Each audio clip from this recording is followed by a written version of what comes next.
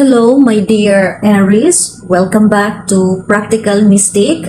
Ngayon ay alamin natin kung ano ang predictions, kung ano ang magaganap para sa iyo sa buwan ng January hanggang Desyembre ng taong 2024. Okay? So, ang reading episode na ito ay isang pangkalahatan na pagbabasa. So, maaaring hindi lahat ay mag-resonate sa iyo. So, kunin mo lang yung particular na mensahe na mag-resonate sa iyo gamit ang iyong intuition. Okay? By the way, kukuha ako ng 12 cards mula sa Lightseer Tarot Deck at kukuha ako ng isa mula sa Beginner Tarot Deck, Karma Cards, the Tarot of Opposition at Light Powerful Thought Cards by Louise Hay. At the same time, para sa bawat card na nagmumula doon sa Lightseer Tarot Deck, ay kukuha ako ng dalawa mula sa Original Universal White Tarot na napakaliit. Sadyang napakaliit siya na tarot deck. Okay, so let's dive in. Ayan, ito na lahat ang mga cards para sa iyo. So, ating simulan dito sa Beginner Tarot card. Ang para sa iyo ay yung tinatawag na Ten of Pentacles. Okay? Ten of Pentacles, this is actually immaterial earth energy. Nangangahulugan na kailangan mong i-activate ang iyong root chakra. Kasi sa taong ito, yung financial abundance nandyan na, kaya lang sadyang meron talagang hindi inaasahan na pangyayari na magiging apektado ang iyong financial na aspeto. Kagaya lamang ng sitwasyon na meron kang hindi inaasahan na pagkalugi sa negosyo, or kung hindi man ito sa negosyo, maaring sa trabaho na kung saan sa trabaho mo is meron kang hindi inaasahan na gastusin. So, ang nangyayari is nag-loan ka sa bangko, so magiging apektado na yung financial na aspeto sa iyo. Okay? Pero dito sa card na ito, ang taong ito ay mapagkawang-gawa, mapagbigay. Kaya nga binibigay sa kanya yung Ten of Pentacles kung upright. Pero sa nakikita ko, ito ay in reverse. Ibig sabihin, natatakot ka kasing maubusan ng pera, kaya hindi ka naging mapagbigay sa ibang tao. So, mafe-feel mo din na hindi mapagbigay sa iyo ang universe. In fact, nawawalan ka nga ng pera, na nalulugi ka sa negosyo, or nagkaroon ka ng mga deductions sa iyong sweldo dahil sa mga unexpected loans. Okay?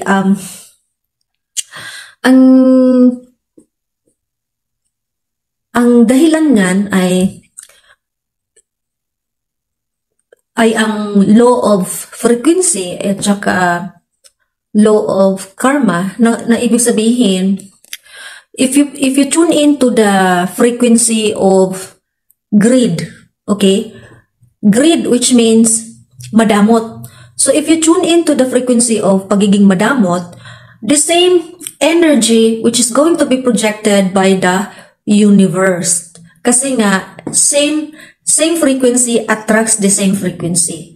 So, ang ginawa ng universe, pinaparamdam din sa iyo, sa iyong mga sitwasyon sa buhay, na nagiging madamot ang universe sa iyo. Okay? So, actually, wala naman talagang imposible. Kaya mo naman talagang malagpasan itong pagkalugi ng iyong negosyo, kawalan ng pera, kung hindi ka magiging madamot. In fact, if you tune into the frequency of giving, na ang ibig sabihin, kung mapagbigay ka sa ibang tao, mararamdaman mo din na mapagbigay ang universe sa iyo. Ibig sabihin, the universe is tuning in to the same frequency that you are projected to the universe. Okay? And with that, isang card mula sa Tower of Opposition, which is the Strength, with number 8. Okay, number 8 could be your lucky number this year.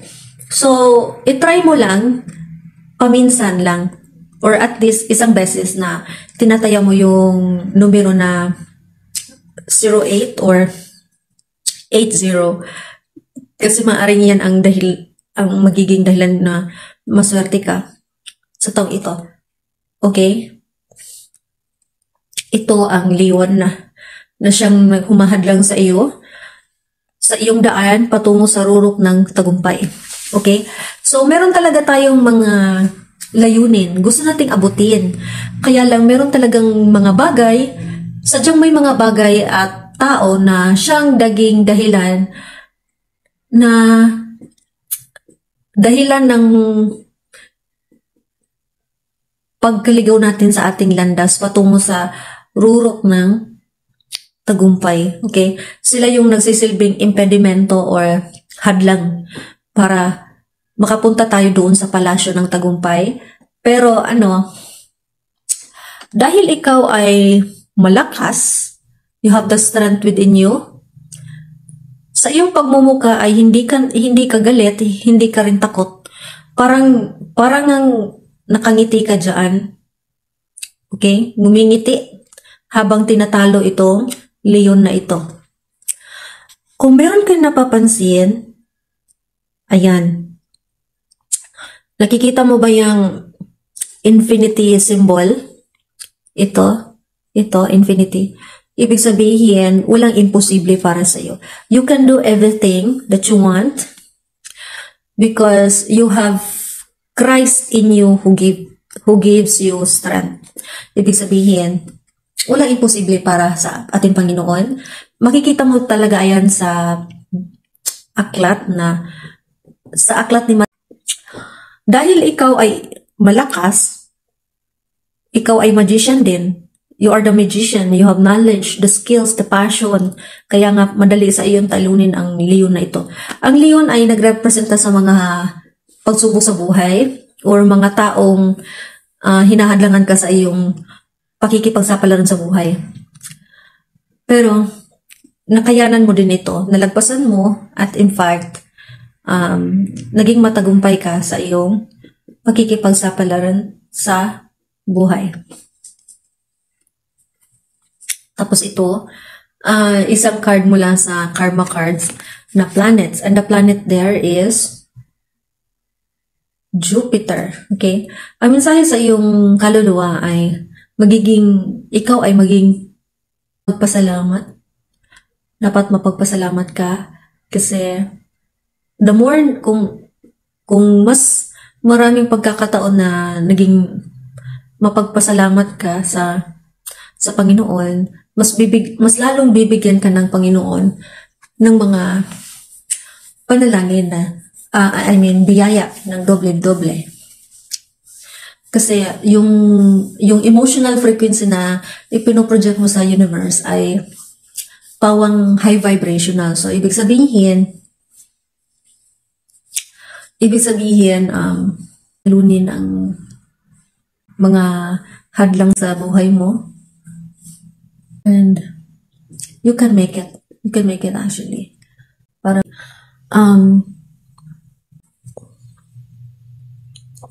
karma card na ito, pinapaalala ka dito na mag-isip ka ng isang senaryo na kung saan ikaw ay isang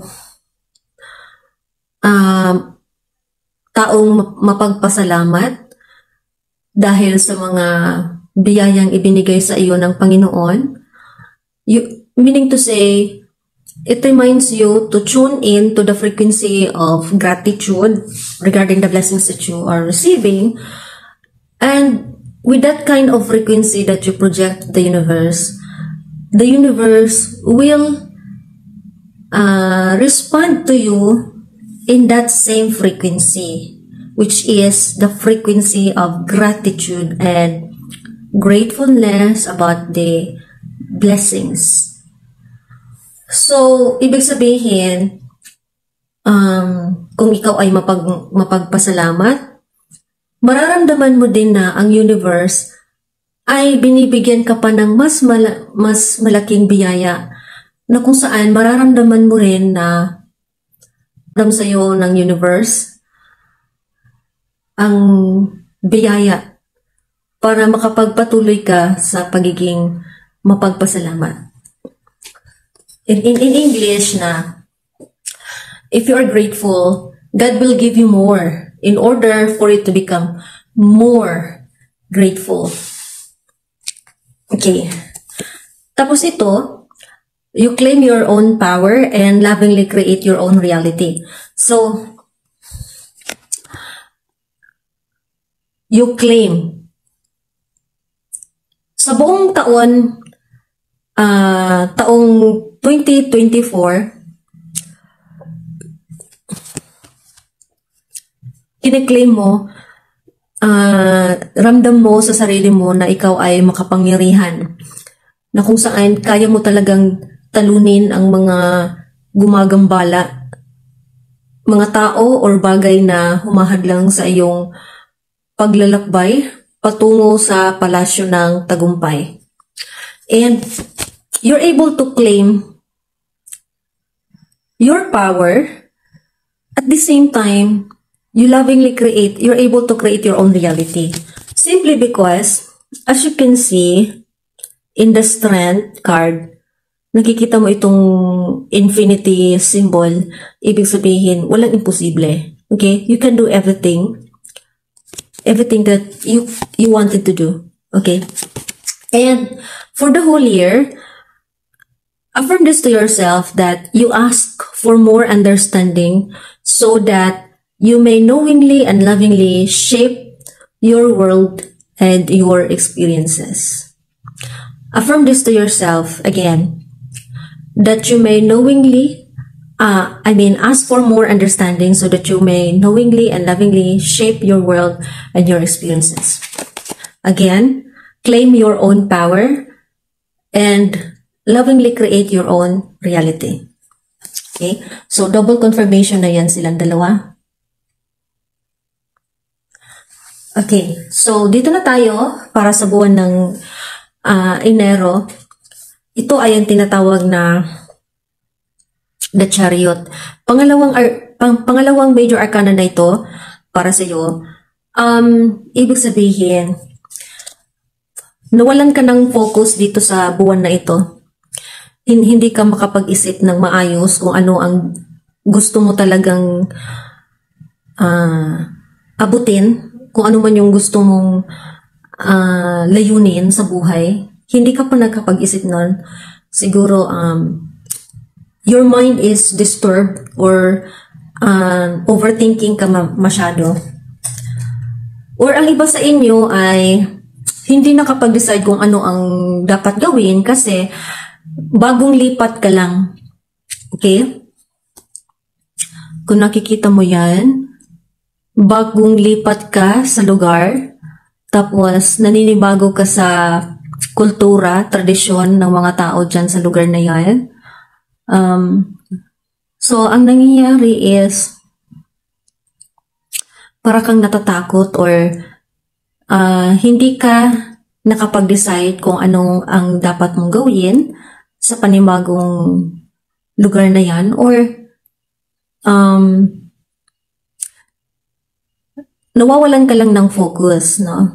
Dahil sa pagkagulat mo tungkol sa mga nalalaman mo sa palibot.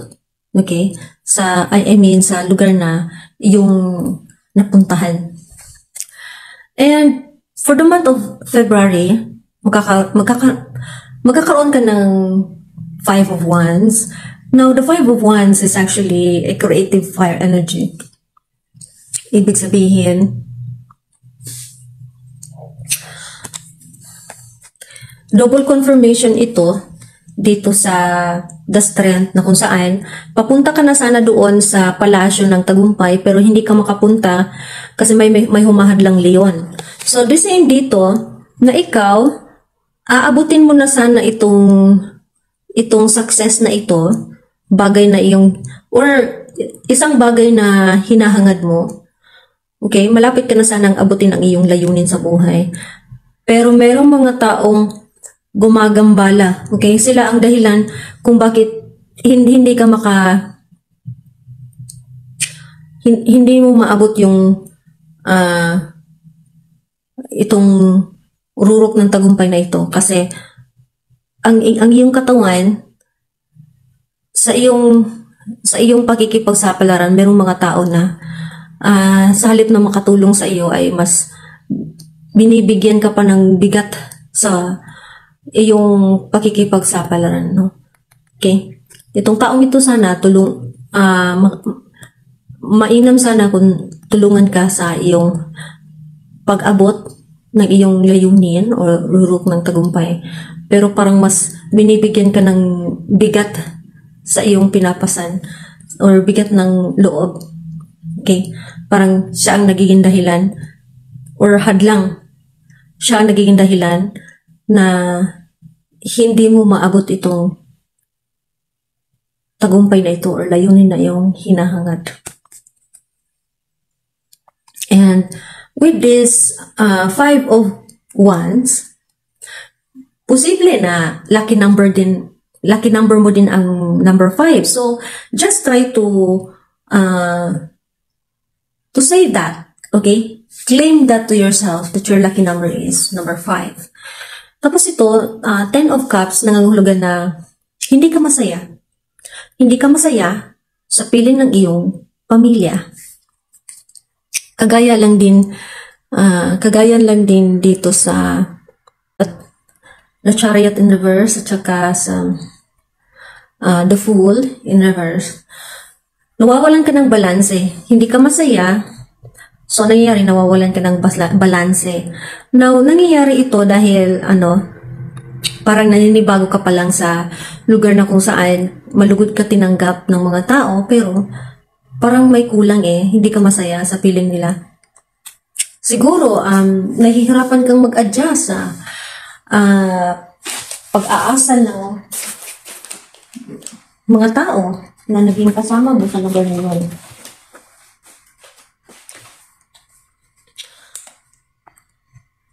Okay. Anyway, that is life. Patuloy lang tayo sa ating paglalakbay. So, dito na tayo sa April. Sa buwan ng Abril, ikaw ito, you are the King of Cups. Remember that the King of Cups is actually one of the emotional water energy.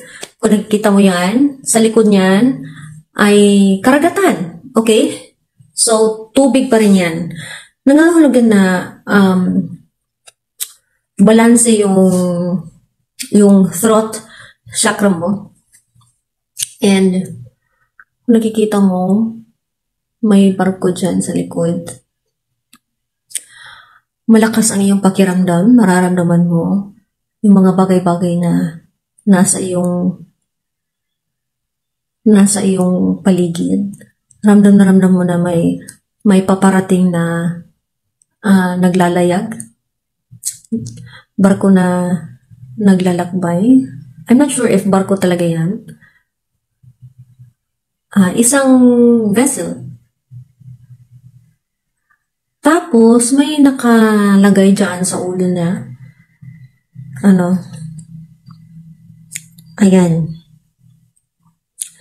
Hindi ako kabisado sa geometrical shape na ito.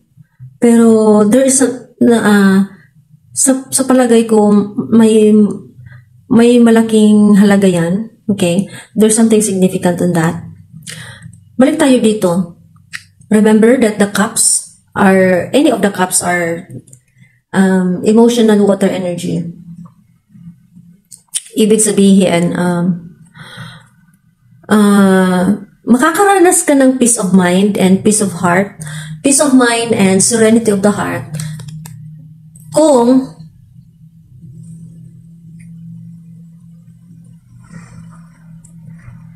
nag-meditate ka. Remember na ang kanyang paraan sa pag-upo ay tinatawag na lotus position. Yan ang paraan kung gusto mo sa pag-upo kung nag-yoga at meditate ka. Ayan. And itong cup na ito, yung kupa na makikita mo, parang iyan ay yung tinatawag na singing bowl, na kung saan nakakatulong ang singing bowl para para makabuo ng tinig na nakakatulong sa iyo para magiging emotionally healed at upang makamit mo ang kapayapaan sa emotional at sa mental na aspeto. Okay? And ito, the world.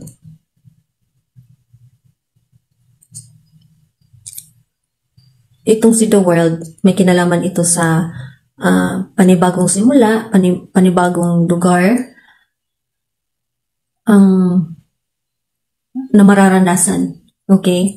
Pero bago pa man yan, pinapaalala ka sa card na ito, the King of Cups, na kailangan mong mag-meditate, mag-yoga, gamit ang singing bowl para magiging mas malakas pa yung ating heart chakra at magiging makakamit natin itong crown chakra, no? The halo in our head. May something dyan sa itaas, so nakikita mo. So, patuloy ka lang mag-meditate, mag-yoga para magiging mas strengthen yung heart chakra mo at saka itong crown chakra. Okay? And nakalimutan ko na nakalimutan kong sabihin itong para sa buwan ng Marso, okay? 'Di ba? Natapos tayo sa Enero, Pebrero, tapos diretso ako sa Abril. Ito ang para sa buwan ng Marso. Okay? Ang enerhiya natin makikita ay tinatawag na the Queen of Pentacles. The Queen of Pentacles.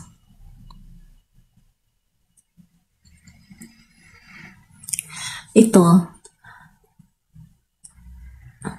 pinapaalala ka dito na mangyayari talaga sa iyo yung magiging madamot.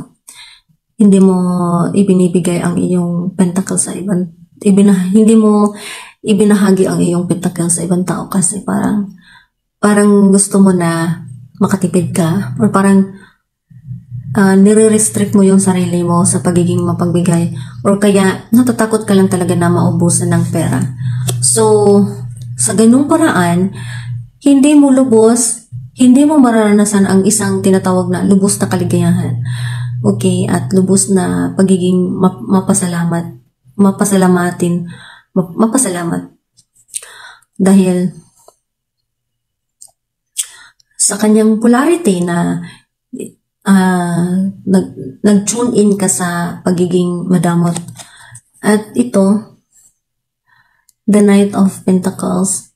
The Knight of Pentacles, meron kang kakayahan, abilidad. Magiging mas strengthen yung spiritual na aspekto mo bilang Knight of Pentacles kung patuloy kang tumatanggap sa kung sino man yung mga tao na nasa paligid mo. Tinatanggap mo sila, pinapatawad mo sila, naging mabuti ka sa kanila para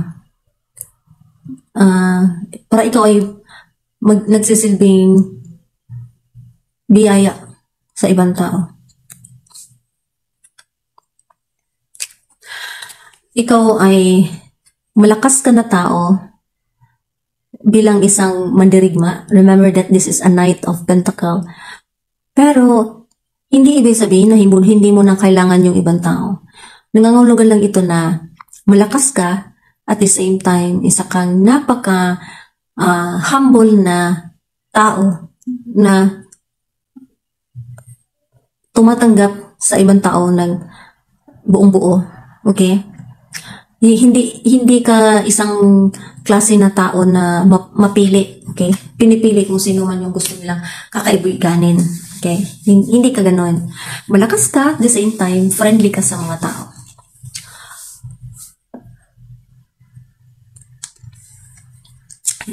Enero, Pebrero, Marso, April. Okay, ito ang para sa buwan ng Mayo. This is called as the Nine of Wands.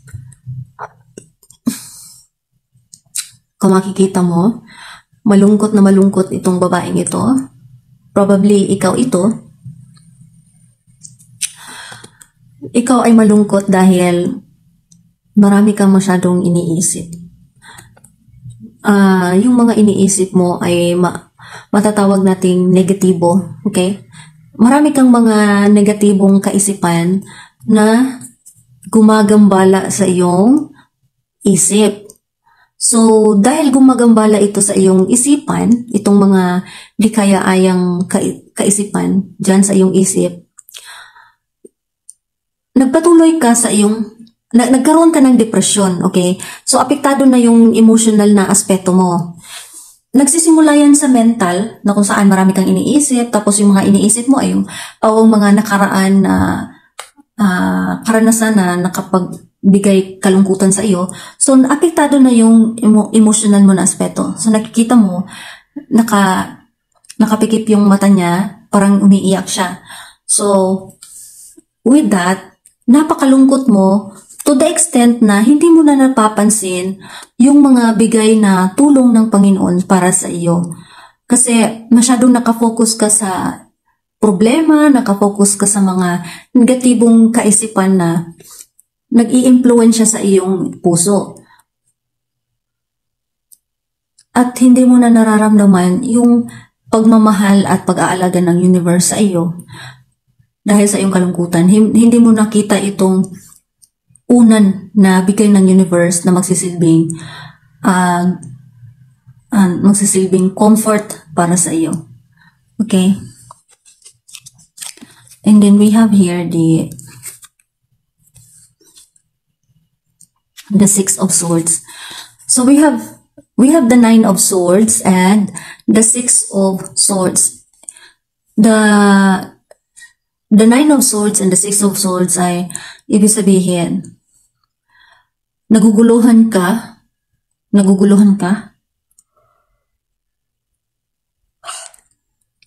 tungkol sa iyong paglisan or paglipat. Ang iba sa inyo ay nakapaglipat na sa ibang lugar, or ang iba sa inyo ay magplano pa lang tungkol sa paglipat or paglisan sa isang lugar.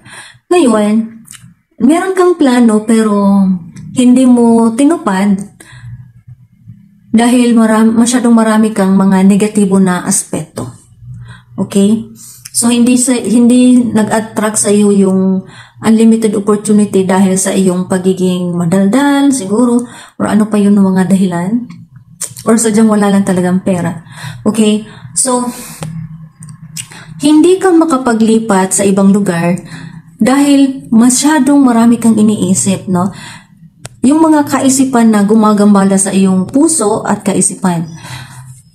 Yan, depression is real.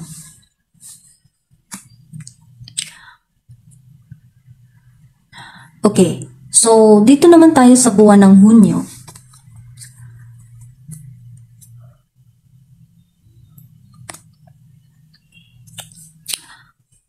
Para sa buwan ng Hunyo, ito ay ang tinatawag na Page of Pentacles.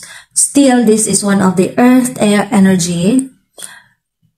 Ibig sabihin, napakalaki ng pentacle na yan. Yan ang nagsisilbing biyaya para sa iyo. At the same time, habang tumatanggap ka ng biyaya, sinisikapan mo naman na magiging balanse ang iyong physical na aspeto. Okay? Kasi karamihan sa mga Pilipino na kapag nakatanggap ng limpak-limpak na pera ay magiging mayabang na siya, magiging palaban, magiging overconfident. Pero iba ka dito bilang Page of Pentacles na ibig sabihin, habang tumatanggap ka ng biyaya, hindi ka pa rin nagbabago bilang sino ka. Hindi nagbago yung pagiging ikaw, kahit maraming kahit masyadong blessed ka na sa pamamagitan ng iyong negosyo o trabaho, nagkaroon ka ng work promotion, or kung sa negosyo, ibig sabihin, lumago yung negosyo mo.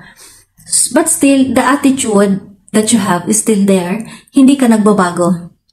Okay? So, napanatili mong balanse ang iyong physical na aspeto. And with the Page of Pentacles, this is the Strength card. Double confirmation. Meron na tayong Strength card na nagmumula sa Tarot of Opposition. Dito, ang Strength card dito is, ayan, pinipigilan mo ang pananakot ng leon sa iyo. At the same time, nagiging instant manifester ka na kung saan, kung ano man yung hinahangad mo, mangyayari din sa'yo. Okay.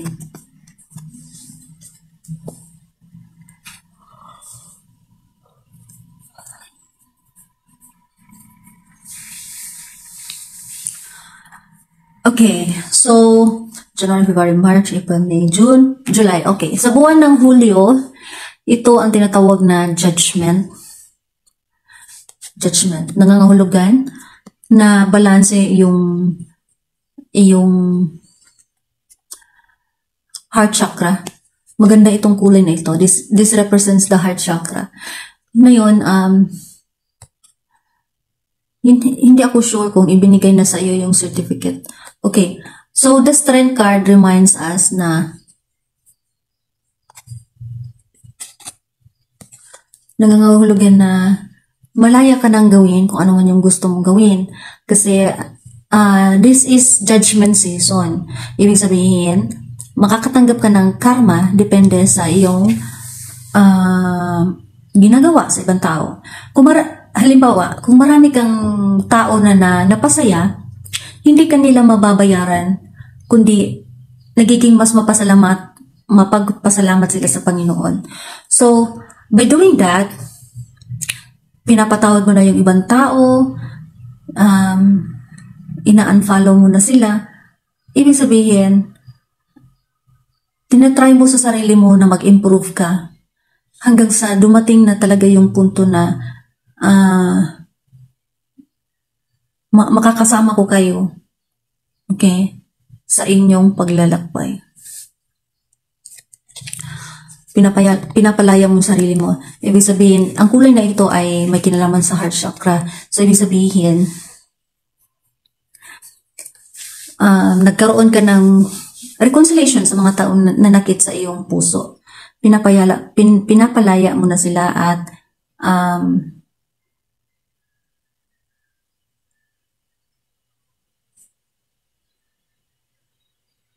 yung pagpapatawad sa ibang tao, hindi lang yan ginagawa mo para papatawarin ka rin ng Panginoon, kundi ginawa mo yan bilang regalo sa sarili mo.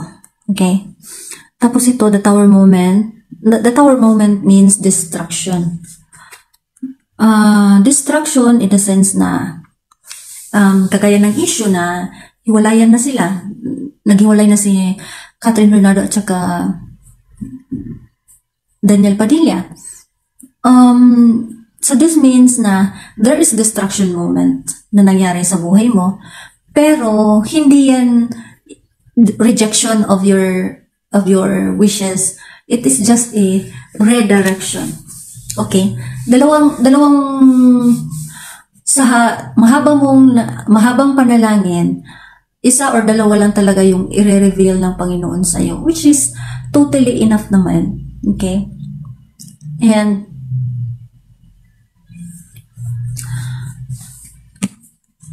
sa buwan ng Agosto,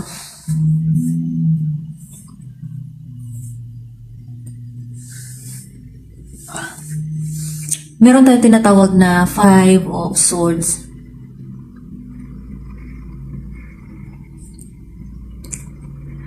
Itong Five of Swords na ito ay isa pa rin sa mga intellectual air energy.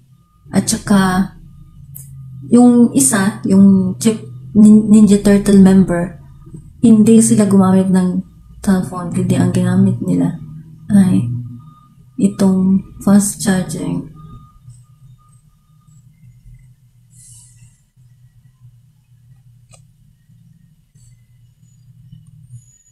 Hindi ka masaya.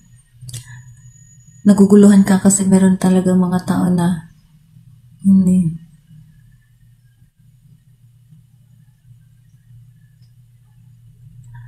Mga tao na hindi kailangan makipag-usap sa iyo.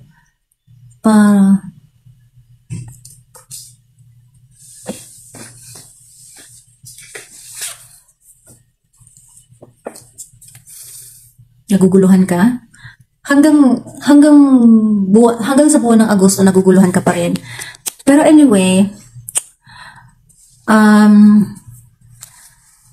tinatry mo sa sarili mo na balansehin mo muna yung masculine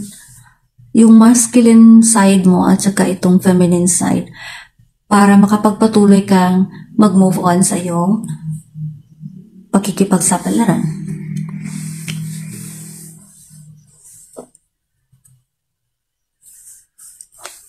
Ngayon, dito sa buwan ng Setyembre, parang nakaranas ka na ng kapayapaan sa isipan at damdamin dahil sa life-changing benefits na ibinigay sa iyo na may kinalaman sa kagandahan.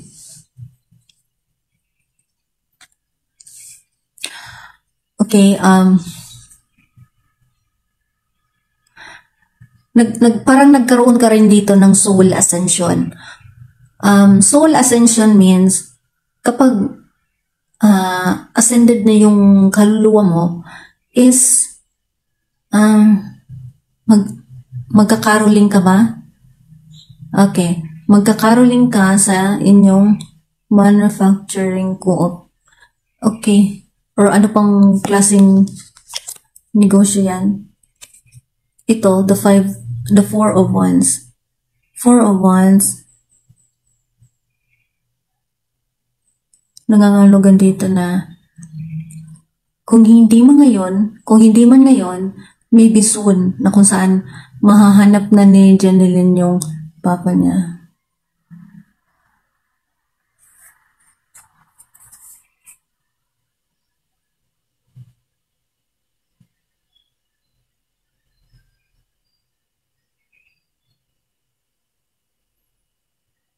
And then,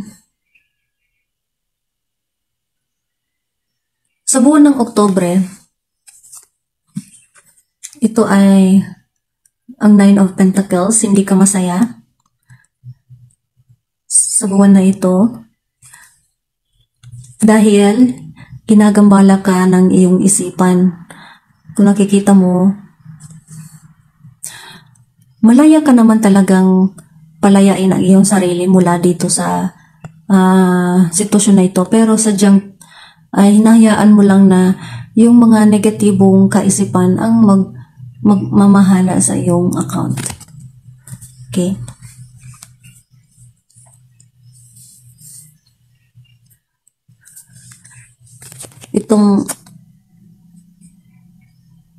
Itong Seven of Swords na ito ang dahilan kung bakit hindi ka masaya.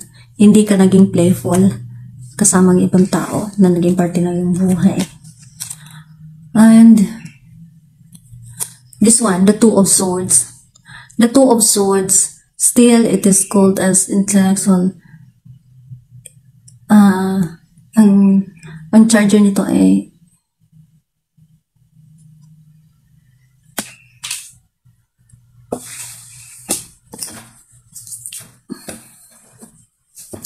hindi ka makapag-isip ng mabuting desisyon dahil nahihirapan ka sa paggawa ng desisyon kasi parang sa tingin mo, itong dalawang desisyon na ito ay or dalawang plano na ito ay parehong tama.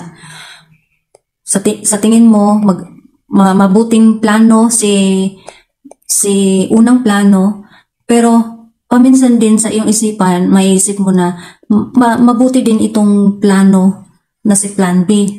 So, nagugulan ka kung saan sa dalawa ang iyong pipiliin na kailangan mong mamili.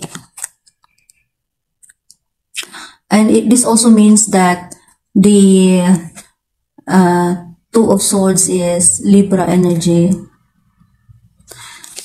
And this one, this is double confirmation dito na makakaranas ka ng financial loss sa buwan na ito. Pero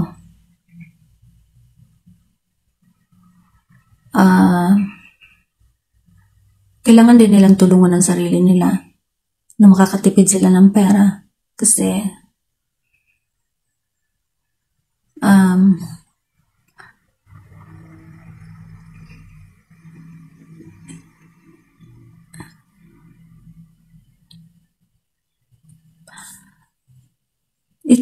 itong babaeng ito, nakapikip ang kanyang mata, tinatakpan ng tela. Ibig sabihin, hindi niya maisip ng lubos kung alin sa dalawang plano or dalawang choices ang dapat niyang pagpipilian. In this one, Five of Pentacles.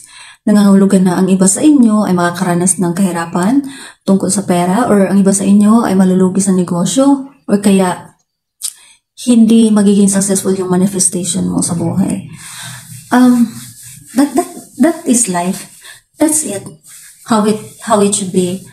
But anyway, do not worry because it is not too late for you na ma-overcome ito. Itong Two of Swords. Two of Swords at saka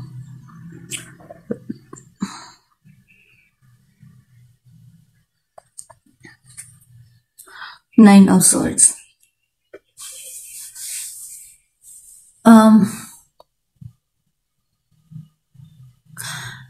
Hindi nag-attract sa iyo yung pera dahil ang pinoproject mo na enerhiya sa universe ay pagiging madamot. So, nafe-feel mo din yan sa universe na madamot din ang universe sa iyo. The universe kasi, it will only respond according to the energetic vibrations that you are projecting to the universe. So, kung nakikita ng universe na ikaw ay madamot, yun yung energetic frequency na ipinoproject mo sa universe. So, the universe in response will also tune into the same frequency. And the last is for the month of December. This one is tinatawag na ang logo. Nakikita mo yan, geometrical shapes. Ibig sabihin may kinalaman sa creation, new beginning, new life. So, ikaw ito, kampante ka na maglipat sa ibang lugar kasi naniniwala ka na meron pang ibang lugar dyan na mas magaling, mas mahusay. So ngayon, tao na lahat positibo yung iniisip, at dahil positibo sila sa kanilang pananaw sa buhay, ramdam na ramdam niya yung blessing na ibinibigay ng Panginoon sa iyo.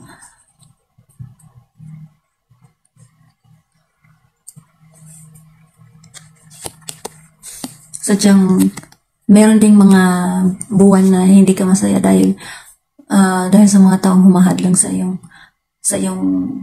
ito ang tinatawag na Seven of Pentacles. Seven of Pentacles. Nakikita, ibig sabihin, lumalabas na yung bunga ng lahat ng pinaghirapan mo. Nakikita mo tong taong ito sa hardin. Gulat na gulat siya dahil marami ng bunga, yung pentacles. So, nakapag-isip siya ng magtanong ng mas marami.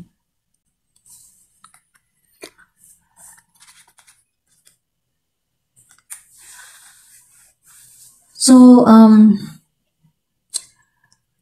yung mga bagay talaga na gumagambala sa iyong isipan ay may kinalaman sa iyong mga karanasan sa nakaraan.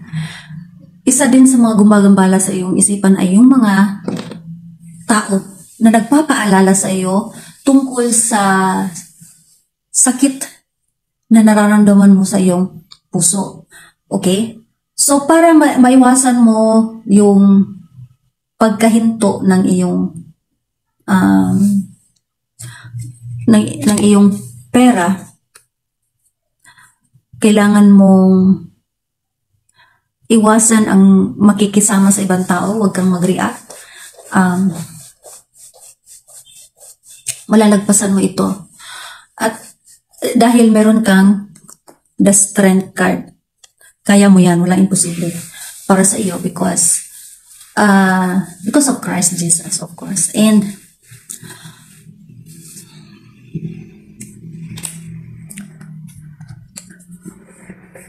so, baguhin mo lang yung kaisipan mo kasi kapag mababago mo yung kaisipan mo, magbabago din yun yung realidad mo sa buhay.